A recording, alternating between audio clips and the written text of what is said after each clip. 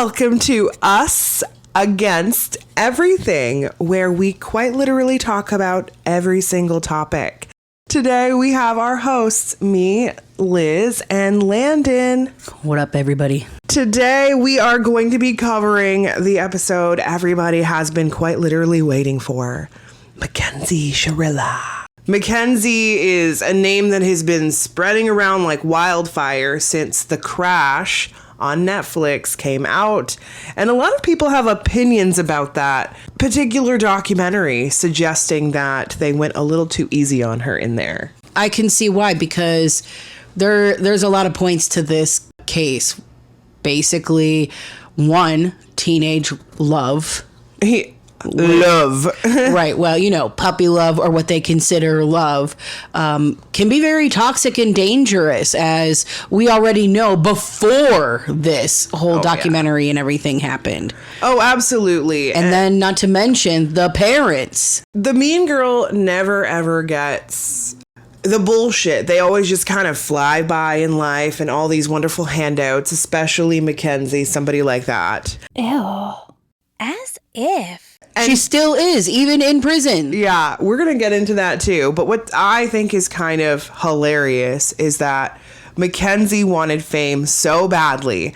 And, well, she manifested that shit. Right. She wanted it so bad she didn't even care if it was negative or positive. And now that she's getting negative attention, now she's out there in jail crying to her mommy, saying people are talking mean about her. You filthy peasant. Do you know who I am? What drives me crazy is like nobody is saying to her directly, at least her parents aren't saying it, this is your punishment. This is you needing to take accountability. I was just about to say that they would have to learn to take accountability, and they would have to learn to teach Mackenzie accountability in order for that to even happen. And as we've seen in all of the documentaries, we didn't watch just the one on Netflix, everybody. We watched all three of them, the Mean Girls one and the other one, Killer Cases of Her, every single one. Not one time did these parents ever say to Mackenzie, we understand that you were angry or you were upset that day or whatever the case may be, but what you did still wasn't okay. Right. And you have to now take your punishment, your consequence for your actions. Never once did they say that to her. No, exactly. But before we get into the prison calls, the mother, the internet obsession, the Queen Bee Killer nickname, even the Kardashian comments, all the chaos surrounding this case, let's actually talk about what happened. Underneath all the documents and TikTok edits, there are two young men who genuinely lost their lives that day. Now, back in July of 2022, Mackenzie Shirilla was driving with her boyfriend, Dominic Russo, and their friend Davion Flanagan in Ohio. According to prosecutors, the car suddenly accelerated to around 100 miles an hour, which is quite literally so fast. I couldn't even get my car in GTA to go up to 100. Literally. You have to be slamming on the gas for quite some time. Especially the kind of car she had. It wasn't like she had a race car or a special, little fast street car. She just had a regular Ford Taurus. Right, exactly. And the car suddenly accelerated to 100 miles an hour before crashing directly into a commercial building. Well, the car was going 100 miles an hour for at least a mile. So she had total control. If you see on all the video footage that they have, that they pulled from all the surrounding areas, she was going 100 miles an hour for almost a mile. She never stopped. She never, the wheel never, turned where she was swerving or anything, like she had lost control. She had total control the entire time. And in this video, I think there's two things in the crash itself that just every time you watch it, it just hits you like a ton of bricks every single time. It's horrifying. The loud noise when she's flying by She sounds like a goddamn rocket flying. That sound, I still hear that sound. That one, and then the actual crash itself when she crashes into the building. Absolutely. And this was not some sort of tiny loss of control either. There was no attempt loss to of brake. control. There was not even swerving, no visible attempt to avoid impact. The crash was catastrophic. 1,000% catastrophic. And even the prosecutor, they found the little black box that tells you the last 5 seconds of what was going on with the car. They noticed the car was put in neutral for 1 second and then immediately put back into drive, which the prosecutor assumed that it was probably one of the boys trying to save their life, trying to get her to stop, and she just had total control over that whole scenario the whole time. Oh yeah, definitely. And we're going to get into my feels on that situation. And I do want to point out as well, Mackenzie had her seatbelt on, and the boys, both of them, Dominic and Davion, did not have their seatbelts on whatsoever. Which obviously everybody, please wear your seatbelt. You never know who you're in the car with, or you never know who is driving around you. You could be the best driver in the entire world, but that doesn't mean that everybody else is a good driver. Absolutely. Now, here's the question people have been contemplating for a while. I mean, I don't think there's any contemplation in it, but I mean, some people do have different thoughts. Was it an accident? Was it intentional? Was it murder? You will never change my mind on that, ever. Because of all the video footage. That's the thing that people, it doesn't matter what Mackenzie says. It doesn't matter what her mom says. The cold, hard evidence points to murder.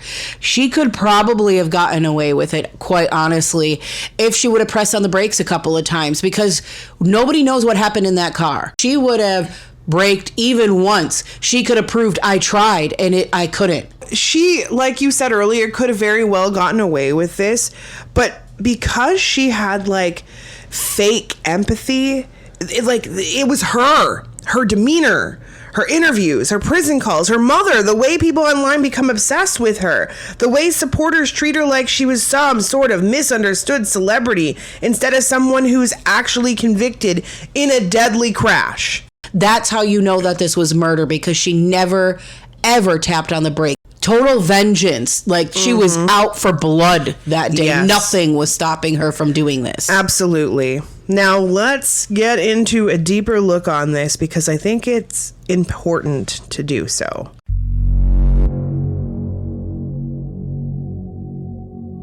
As we know, the three of them were in that vehicle.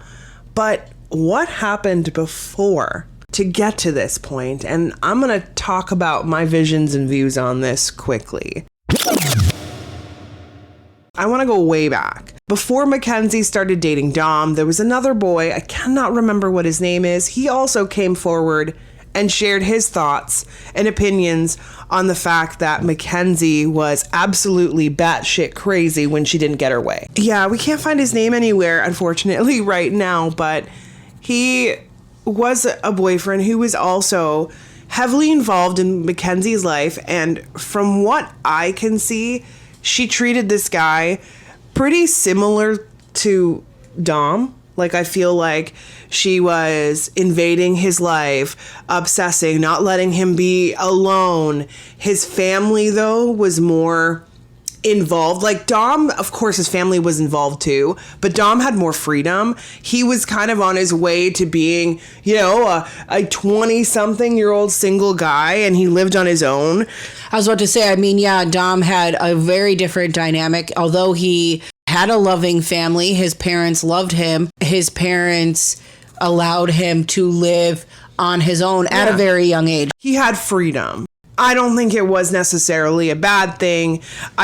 Some parents, you know, they do it that way. Some parents don't, whatever the case may be. But I feel like Mackenzie's ex-boyfriend, the one before Dom, did not have that kind of freedom. Yeah, no, his parents definitely probably made him stay at home. Right. And had times where he had to be home, couldn't be with the girlfriend, whatever. Right. And I also see that his parents stepped in and were like, this is too much. This is too intense for a high school relationship. I don't want you with this girl. She's very problematic. She acts like the way we saw her with Dom. She's very possessive. Yeah. So obviously she was possessive of this guy too, her ex. The way that he also was talking about her, I definitely agree. The relationship that Mackenzie wanted was like a marriage when she's only a high schooler. And a marriage in the sense of like being in a controlled situation. Where she is the controller. Exactly. But she wants them to buy her lavish gifts, wants them to spend all of their time with her, no matter what. Like, even one of Dom's friends was like, there was a party that they went to that was supposed to be just for the guys, just for the friends, but Mackenzie had to be there. Like, she was the only girl at this party. And her mom's the same way. Like, even when you hear the phone calls between her mom and Mackenzie, she'd be like, Dad can't talk to you because he'll say something. And then she gets really mad at him for all these little things. You can see it's like this stems from somewhere, right? I mean, I do understand both sides. Like, the father is upset because that's his daughter and it's his only child, and he's very in a controlling relationship, like you said, with the mother. She clearly controls the situation there with her delusions. Oh yeah. And the father just plays along with it. He's obviously the one that goes to work. She sees that her mother controls the relationship, her mother controls everything, while dad goes to work and showers mom with lavish gifts and showers her with gifts. I feel like Mackenzie witnessed a lot of like verbal and even physical abuse from her mom to her dad. Like, I feel it pretty significantly. Absolutely. And that's why Mackenzie felt like this is exactly how she should be in a relationship. Right. Then before the boyfriend, I also feel like there was a male predator. And I'm thinking this person is either like friends with Mackenzie's parents, whatever the case may be. But I do see that there was a male who sexualized her very young, gave her gifts, groomed her, if you will. I wouldn't be surprised if it was like one of her uncles, probably on her mom's side. Yeah, most likely, honestly. It's giving somebody... Grandpa Joe. Really fucked her up before she even got to that point. And of course, you know, mom let her watch music videos, this, that, and the other, sexualized her, let her do whatever the fuck she wants at a very young age. But I still feel like there was a male figure who initially fucked her up. Because I'll tell you, when I look back into her younger years, I don't see this evil Mackenzie when she was a child. I feel like she grew into it over time. And then this is also the reason why she turned into what she turned into, because her parents found out, and then they started giving her everything that she wanted because they felt bad and guilty for allowing this to happen to their child. Absolutely. Like, and I have a lot of experience working with kids, youth, specifically teenagers, in group home settings. And Mackenzie gives me the really badass energy of a group home setting. Like the kids that are very, very defiant. She definitely does. And if she doesn't get her way, watch out. Absolutely. So that's kind of the vibe I'm picking up on when it comes to her in her younger years. Now let's move forward to her relationship with Dom. And as we know, we've seen it, there's a bunch of pictures of them and they look cute together. And then they also have moments of being toxic and obsessive. I feel like in a lot of the pictures that they showed in all the documentaries, like, yeah, sure, there was a couple that they were smiling, but if you really look at Dom, you can see it. He is just a shell of a person. You can see that he's like, I'm not happy in this relationship. I think his plan, like from what I can see on Dom's side of things, the plan was to go to prom together, kind of deal with it, because that's all that mattered to her at that point was prom.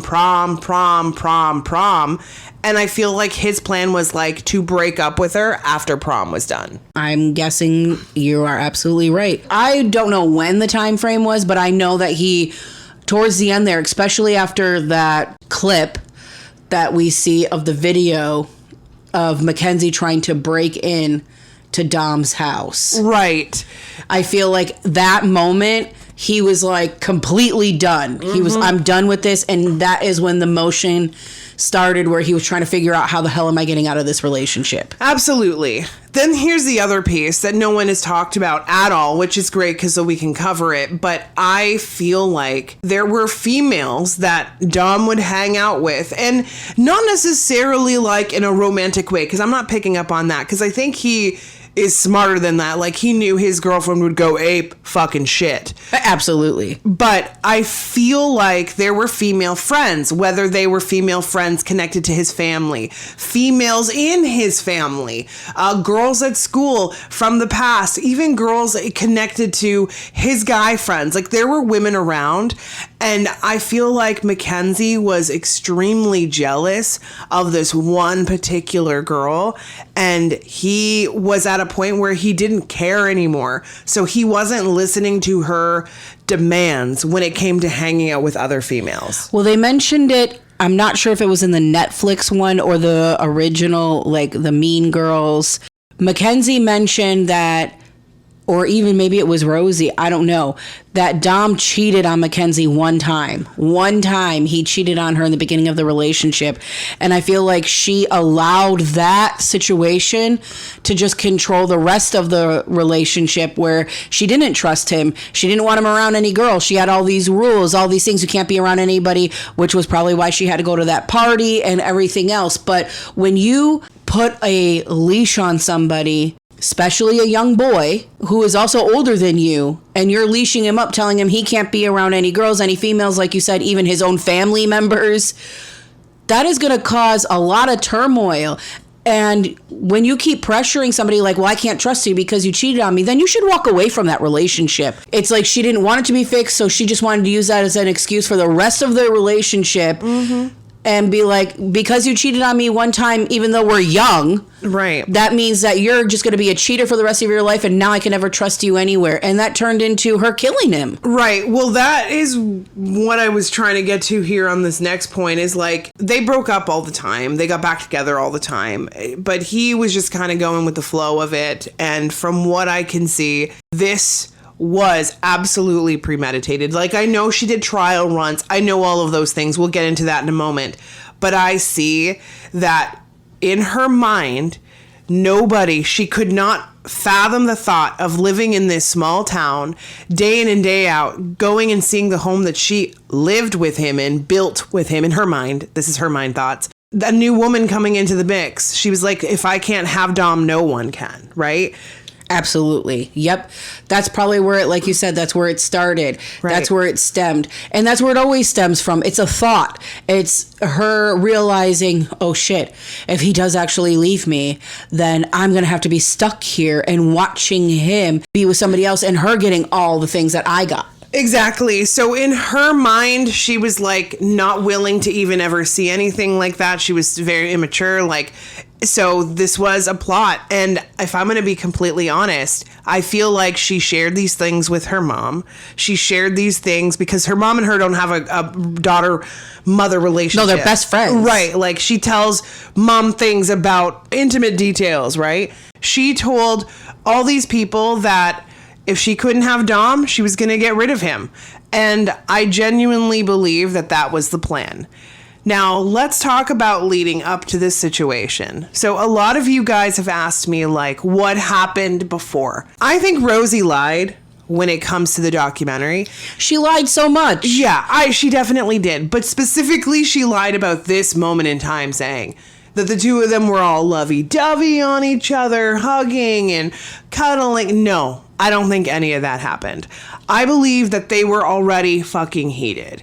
And I believe that Davion and Dom actually had some like plans to hang out themselves. And then I feel like Mackenzie kind of inserted herself in that situation, which is also why Davion ended up becoming collateral. Poor kid. Yeah. I feel the worst for Davion because, like you said, he was collateral damage. Yeah. I also, and we'll probably get into this later, but I personally believe that Davion wasn't even part of the plan. No, well, initially, I don't disagree with you.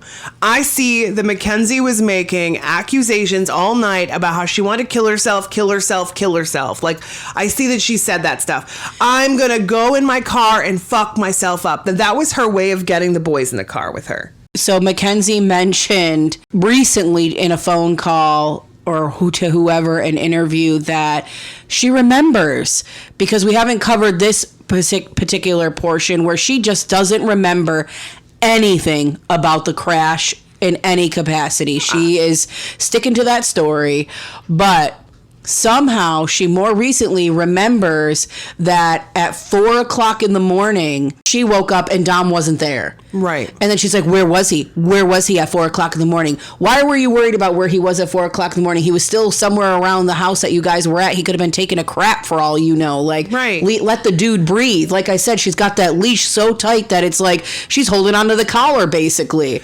Pretty like, much. Let him go to the bathroom. But I feel like you're right, where they were having a fight. Maybe he was scrolling on Instagram or whatever. And I feel like there were people that heard this fight happening. They were at some sort of party. There was like a few friends. He had already told her, like, he thinks that we need to break up. Like, I feel like there was a lot of things festering over the last few days as well. So she was at like a heightened place. Like, she was at a, you can't control me. You can't tell me I can't do this, that, and the other. Like, she was heightened at that point. What's really funny is, like, she thinks that people can't control her, yet she wants to be the one to control everybody else. Right, exactly. So Dom was like, I can't, let her drive alone, and let's go make her feel better. Let's go get her like a cheeseburger or something. Oh, even though she doesn't eat McChickens, right? Because apparently that's a reason why she didn't kill people. Which I find is a lie, since she gets cheeseburgers every freaking day in prison. Legit, though. But anyway, so girl, I feel like when they got in the car, I am sensing that at some point, Mackenzie seen that the boys did not have their seatbelts on, which was like perfect for her, but they did that on purpose. Like, I don't think they normally would do something like that, but I think they did it because they were trying to calm Mackenzie down. They weren't planning to be in the car long. Like, there's a list of excuses, but she was hyperventilating the entire time they were in the car. Even when we saw her turning and, not speeding or anything, like, I feel like there was a full ass fight happening at that point. Oh, yeah, because you see her driving down the road just fine. Then she makes that perfect right-hand turn.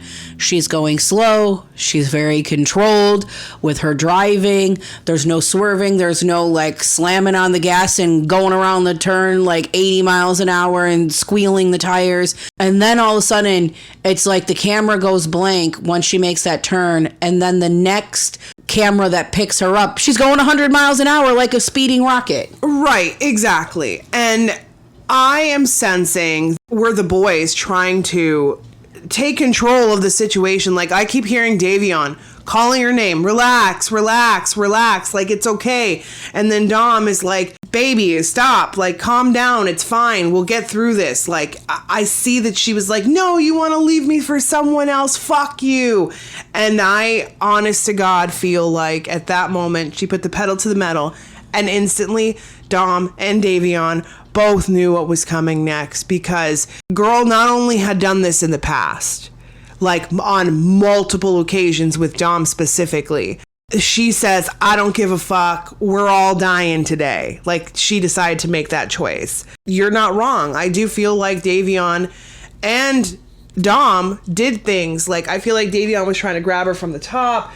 Dominic was trying to fucking grab her from the side, grab the shift, the gear, like whatever they could, try to stop her, pulling at her legs, like doing everything they could to stop this rocket. My thing, I don't think anybody, regardless of how old you are, if you are in a situation like this and somebody is driving crazy, you're gonna try to do something like to get them to stop, whether you grab the steering wheel to make them pull over, or you're trying to grab the gear shift to slam it in park or neutral or something where the car is gonna stop. And remember how we heard that Dom contacted his mom the last time that she was doing this and speeding in the car? Yes.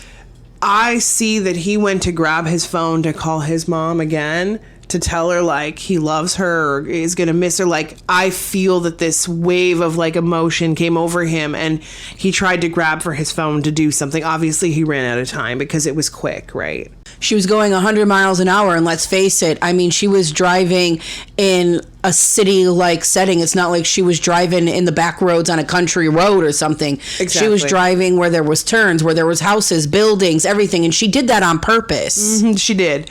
I honestly feel like Mackenzie Shirilla got into that vehicle that specific day knowing exactly what she was going to do. And because Davion did not agree with her, he was collateral. Absolutely. I feel like you're right. Like, she had this all planned. Mm-hmm.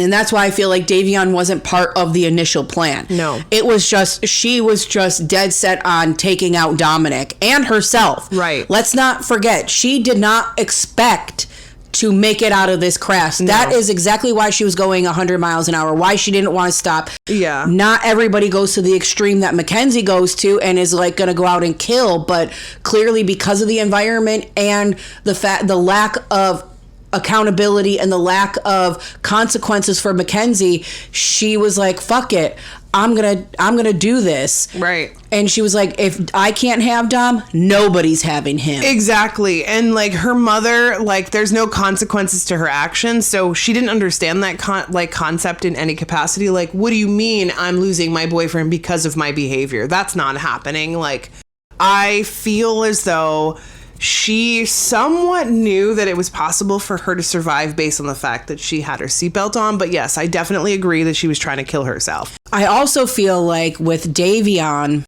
I feel like he saw a little bit more into their relationship than some of the other friends. He was like staying with Dom for a bit. Right. He wasn't like blinded like this Rosie girl is blinded by Mackenzie in any way. And I feel like he did the hero thing where maybe Dom and Mackenzie were getting in the car, they were going to leave, and Davion was like, I don't want to leave my boy by himself. Right. I can't leave my boy by himself. He didn't trust Mackenzie. Absolutely. He hated that bitch. Let's just put it that way. Right. He did not trust her, and so he thought that maybe if he gets into the car with Mackenzie and Dominic, maybe she won't do something that crazy because, I mean, poor Davion felt like Mackenzie gave a shit about him. Right. And sadly, she did not. That statement you just made is so powerful, dude. Like, you are so right on that. Davion was concerned because he had witnessed multiple occasions where, by the way, I feel like Mackenzie also got physically and verbally abusive towards him. Like, I keep seeing her clawing at him and pinching him and pulling his beautiful hair, like so many things. But Davion knew that if Dom got in that car, she would cause some shit. And he was trying to make sure that it didn't happen. Like, I cannot trust that Mackenzie is going to sit in this car and not hurt Dom. But she's not going to hurt me because she doesn't know me. That was his mindset. You're so not wrong about that. But that is a very good point. And it's so typical Davion. I don't disagree with you. So thank you for pointing that out. So now let's fast forward after this tragic accident took place and head into the hospital setting. So obviously we know Mackenzie survived, that everything happens for a reason, but I believe she survived for a reason. I believe that people up above was like, no, you need to be punished for this crime in a hell of a way. Like, it's gonna happen. Like, that's kind of how I feel. I absolutely agree. I feel like karma came real quick for her and was like, you're not dying because you've never taken accountability and never had any harsh consequences. So now your whole life is going to be a consequence. Even though I feel like there is somewhat of guilt that festers in her body in relation to Dom, not to Davion, period. There's genuinely no remorse for Davion. What I can say, though, is that I do not believe her stupid little story of her losing memory. It's possible. Not even a single second of believing that. Right. It's possible that when she woke up from the accident, that she might have been groggy and not remember for a split minute. Amnesia. Yeah. Right. A concussion, something. Because the way they found her, she was bent over underneath the passenger side of the dash. Right. So obviously we can tell how much of an impact that was, that her whole body went flying, but she also was small. She went flying over to the passenger side and went under the dash, even though she was wearing a seatbelt. And Davion and Dom were like piled up on each other. Right. Definitely, I agree, has zero guilt. Right. For Davion.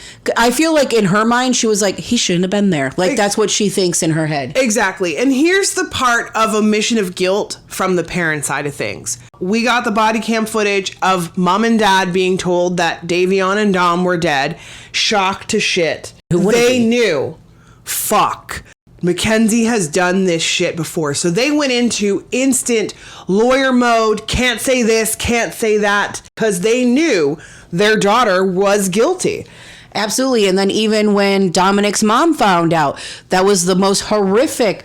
Dominic and Davion's Shame on TMZ for sharing that video. But when Dominic's mom found out, the one thing she said that will stick in everybody's head is, what did she do? Dominic's mother already knew that Mackenzie did something, and it was Mackenzie's fault. I don't disagree with you at all. But going back to the hospital setting, I believe that Mackenzie, straight off the hop, when she had a moment where nobody was around, not doctors, not nurses, not nobody, where she told her mom what happened. And I feel like her mom was like, you need to say you don't remember.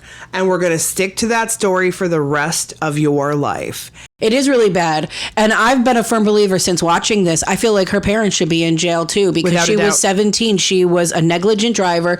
They had her on the insurance. They gave her this car. The mother claimed that with the blackout, because it's part of some medical POTS, this medical thing that she has.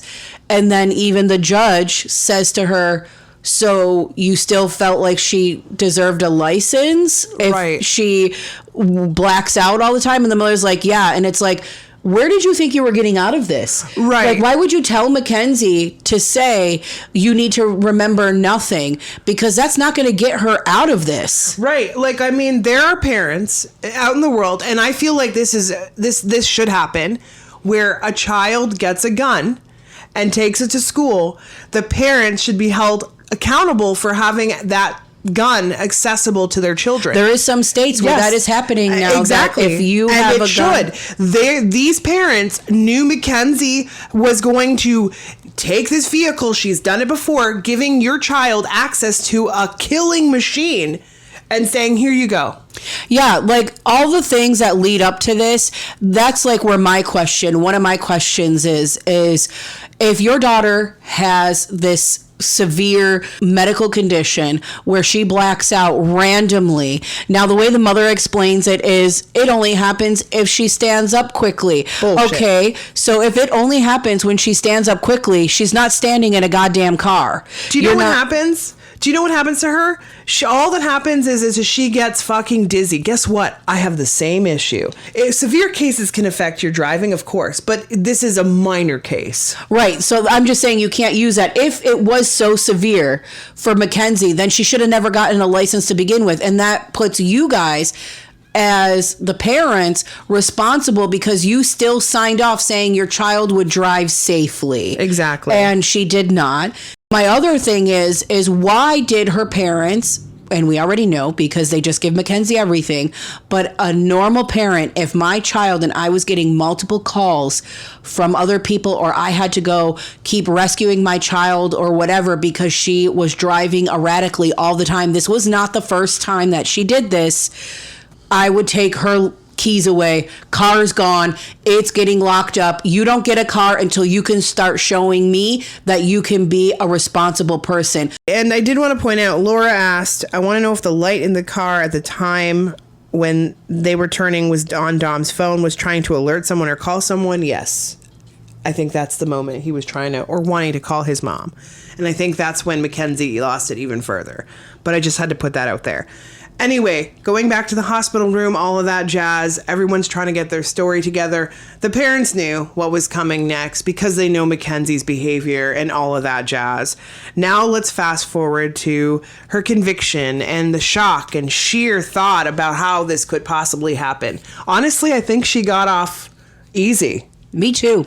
I personally believe she belongs on death row and life in prison without a chance of parole. Yeah, she gets to go to jail to serve concurrently. She's serving both of her convictions at the exact same time, which means in reality, like the mother said, basically she's getting off with one of the murders because she's serving them at the same time. So she's only going away basically for one. Which, in my opinion, is bullshit. She should be getting minimally 50 years. I feel like that's what she should be getting. 2 life sentences consecutively. I mean, if she survives in prison, she could potentially be there till she was in her 70s, but she could still have time out. Even if it's not long, but you know. Right, and then at 70, she's never going to get a license, so who is she hurting at 70 years old? Nobody. Exactly. She would be hurting nobody, but only serving 15 years.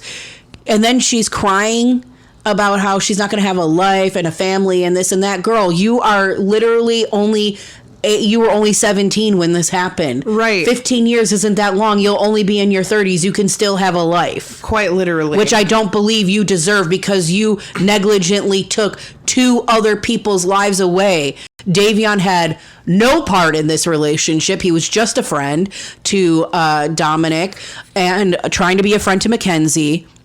And he just was at the wrong place, the wrong time. And I feel like for his death specifically, I really feel like she should have got life without a chance of parole. Absolutely. Minimally. Just for Davion because she just negligently took his life for no reason. So let's hit the parole side of things, when this is going to happen. She's going to be up for parole. I think it'll probably come for her to like 11 years. It was like 2037, I think it said. She'll be up for parole. Right, which is in 11 years from now.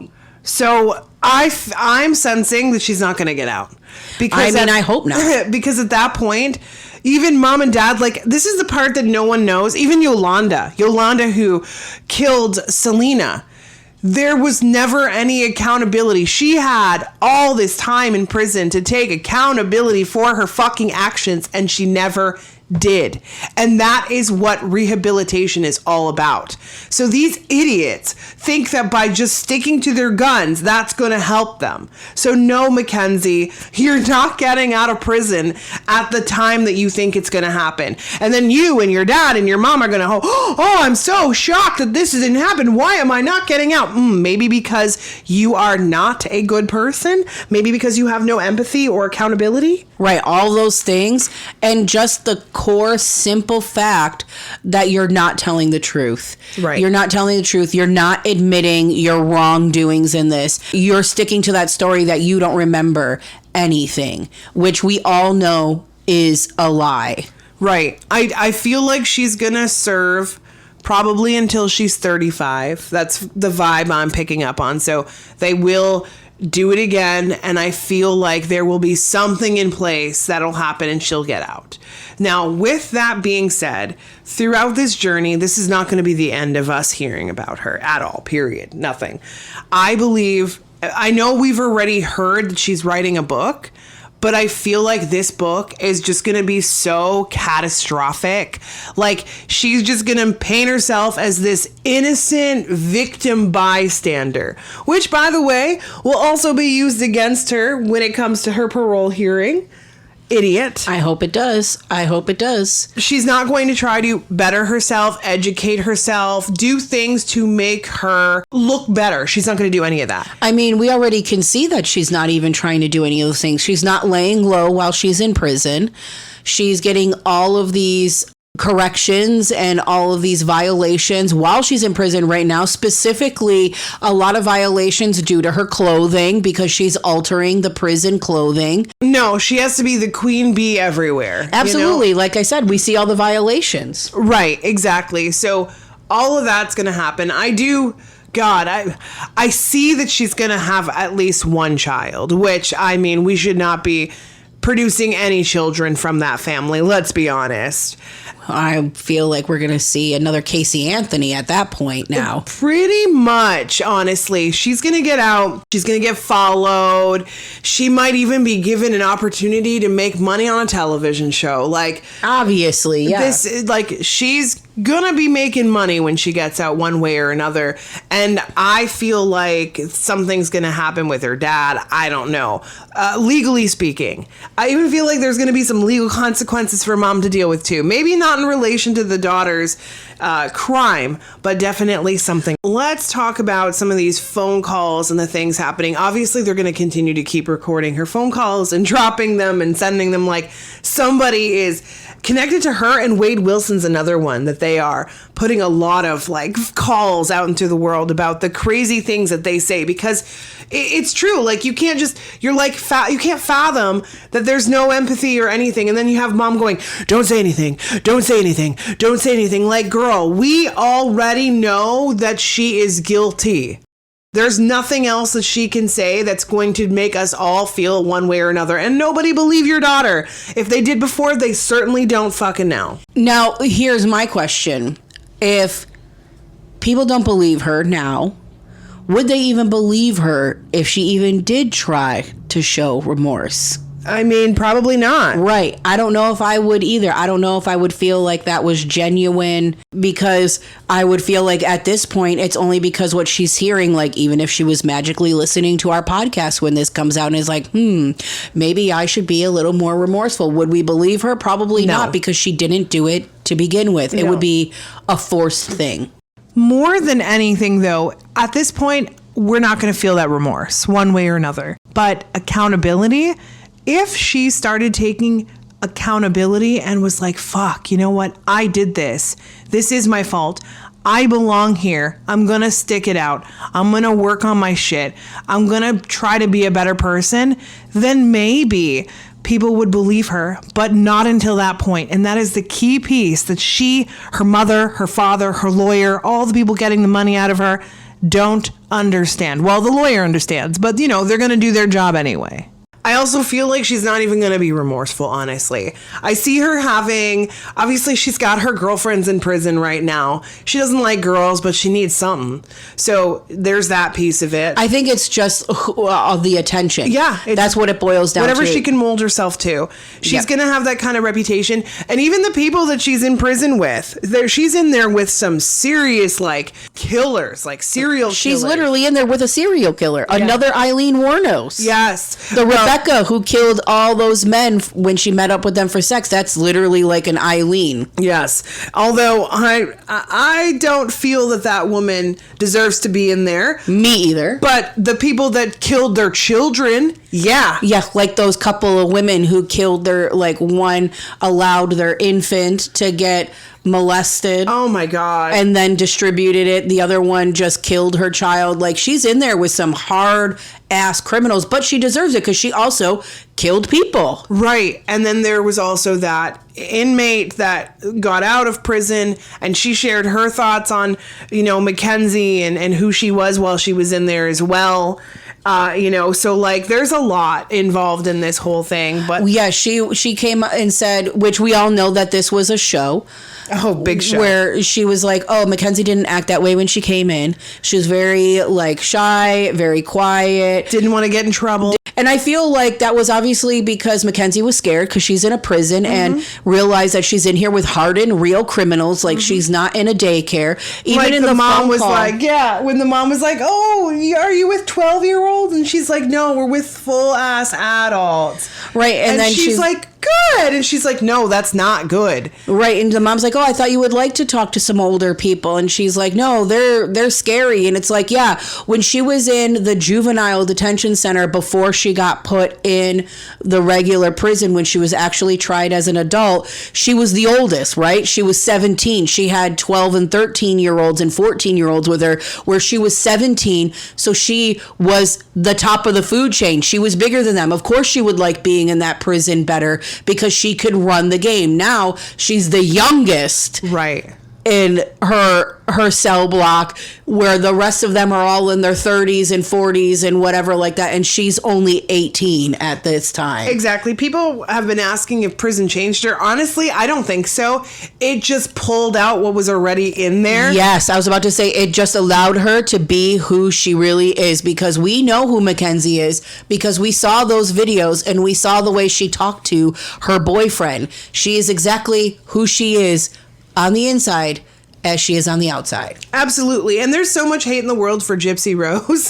So much hate in the world. This is where people should be steering their hatred, because this woman absolutely deserves it. It baffles me so much, to be completely honest, that Gypsy Rose has so much hate for getting out of the situation when she didn't actually kill anybody. She even, might I add, she had like 2 infractions while she was in prison the entire time. Right. She stayed to herself. She didn't alter her stuff. She wasn't trying to be somebody she wasn't in prison. Gypsy Rose also showed remorse. Like, she was upset that her mother was dead. Was she upset that she got away from her mother? No, because that was the goal, because her mother was also abusing her. Absolutely. Her mother was severely abusing her.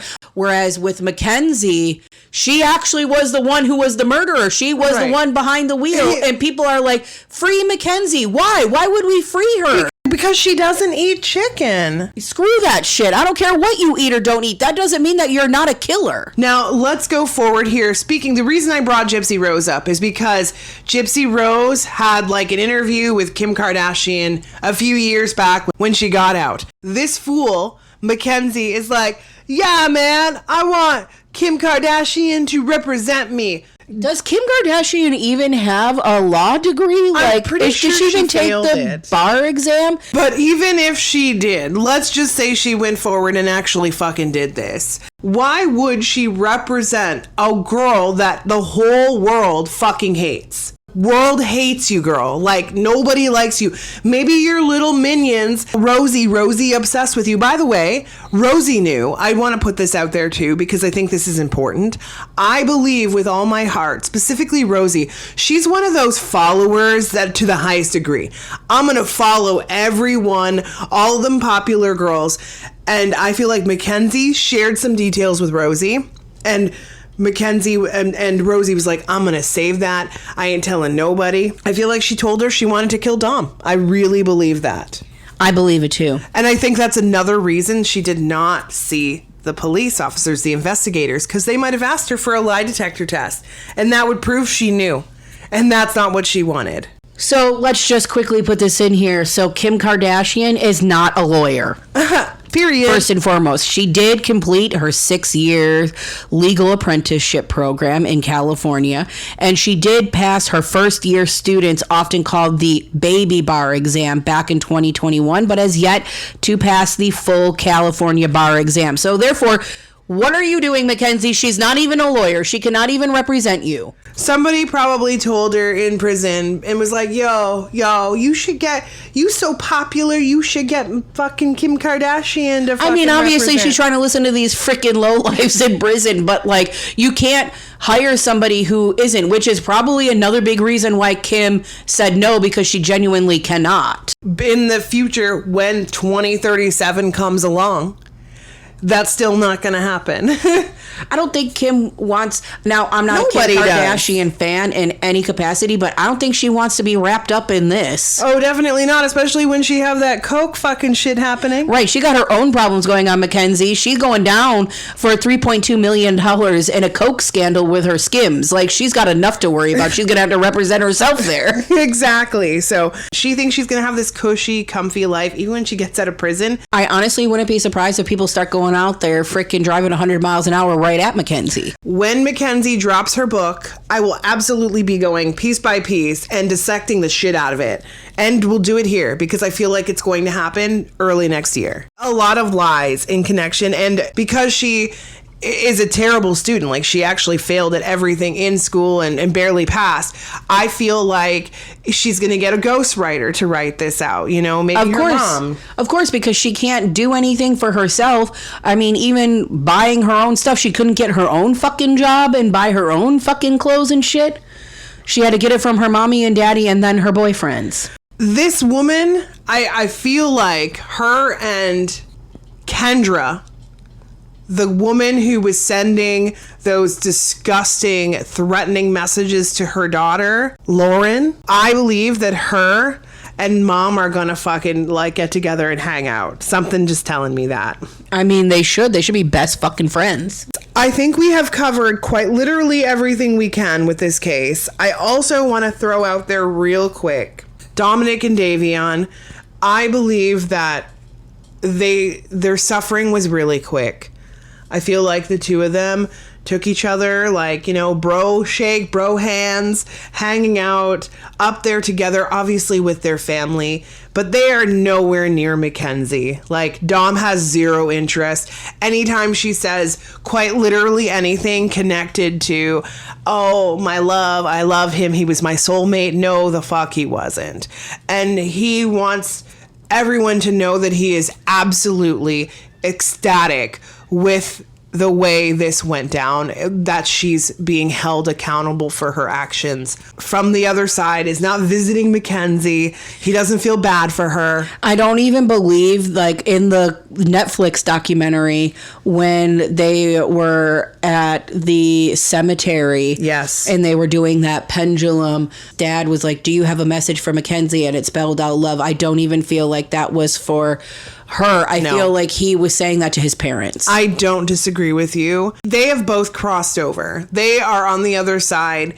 It did take a minute for Dominic specifically to cross over, I guess because he was waiting a little while for this trial situation to at least give his mom some peace. Like, I feel like his mom needed some peace, so I think he waited until that point. Yeah, I don't believe that for a second. Like, anybody thinking that, like, no, he did not love her. No. I feel like he felt, if he even was in love with her, it was very short and few. Yeah. He felt bad for her. He thought like she was fucked up for a reason. Like, he did see through that piece of it. And he did have love for her at one point, but in love, no. He was honestly glad to be away from her. He was able to move on without her. And yeah, he says, you're damn right. He would have been like a millionaire at this point, he says. So I just wanted to share those details. But they're good. They're not angry or unhappy. They are so proud of their families. A lot of growth from their families. He misses his mom so much. Davion specifically misses his mom. Obviously, he misses his dad too. But him and his mom had this very special bond, and he misses the shit out of her. Like, that was his person. So that is everything for the Mackenzie Shirilla episode. If you guys have any more questions, drop them in the comments and we can go over them again. It is always us against everything.